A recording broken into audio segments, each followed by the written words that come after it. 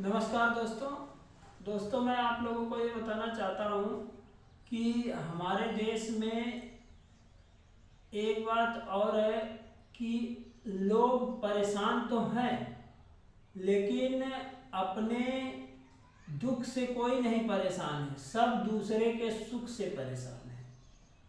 कैसे?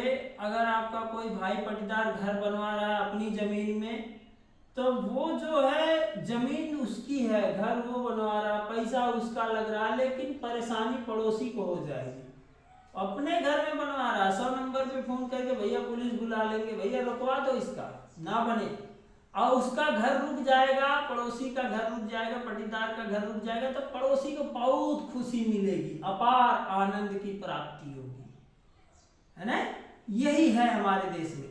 अगर किसी का लड़का विदेश चल गया, अरे विदेश चला गया, कैसे चला गया, अब वो तो माने ठीक है जो भी है, ये अपना दुख भूल जाएंगे, उसका सुख लेके इतना ज्यादा दुखी हो जाएंगे कि पूछो।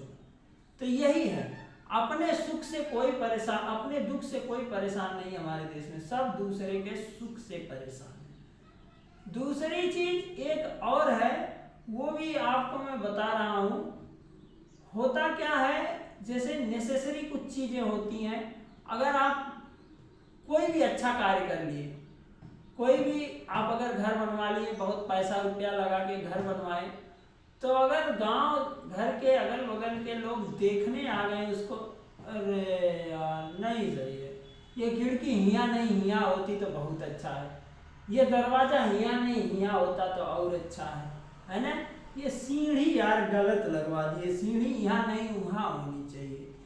ऐसा लगेगा कि भैया ये आए हैं जो है कैम्ब्रिज विश्वविद्यालय से जो है वो लेके डिग्री लेके इंजीनियरिंग की है, और जबकि अगर अपने घर एक मड़ई छाना हो, एक मड़ई बनाना हो, तो इनका पसीना निकल जाएगा, और दूसरे को ज्ञान बांटने वाले। तो ये हमारे देश में ज्ञान देने वाले बहुत हैं, फ्री में बहुत लोग ज्ञान देंगे भैया, और जब उनके ऊपर बीतेगी तब कहेंगे। मैं एक बात बता रहा हूँ, छोटी सी कहानी सुना रहा हूँ आप लोगों को, जरा ध्यान से सुनना।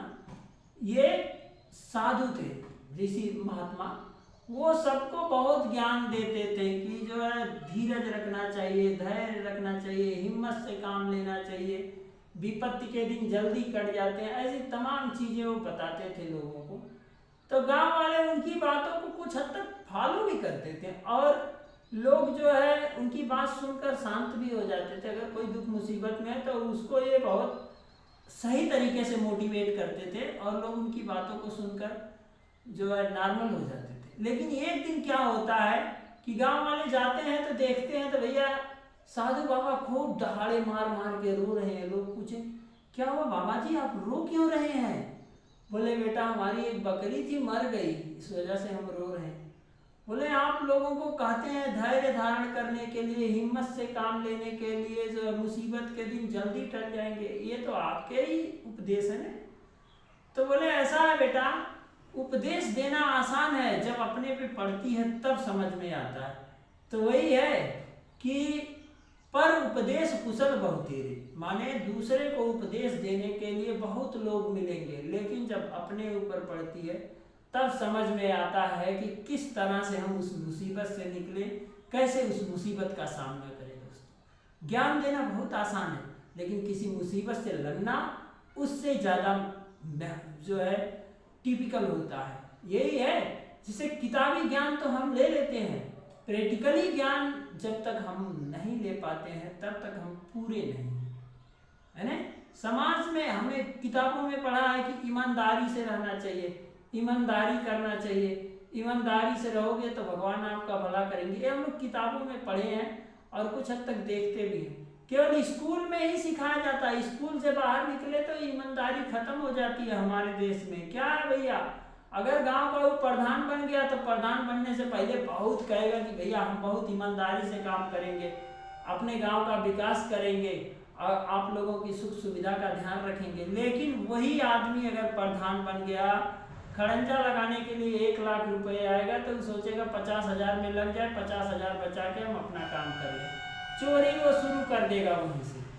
बीटीसी अगर कोई बन गया तो भैया उसका क्या है, 1-1.5 लाख रुपए में वोट बेच के अपना किनारे हो जाएगा, वो तुम्हारा क्या भला करेगा, वो तुम्हारा कुछ नहीं भला कर सकता। दोस्तों गरीब का भला गरीब का भला कोई नहीं कर सकता, केवल खुद आप ही कर सकते हैं अपना भला। अगर आपके अंदर जज्बा है, आपके अंदर मेहनत है, तो आप खुद ही अपना भला कर सकते हैं। अदरवाइज कोई भी नेता, मंत्री, विधायक, प्रधान, बीटीसी कोई आपका भला नहीं कर सकता। दोस्तों अगर हमारी बात अच्छी लगी हो तो प्लीज़ हमारे चैनल को सब्सक्राइब कीजिए। जय हिंद दोस्तों, thank you, have a nice day.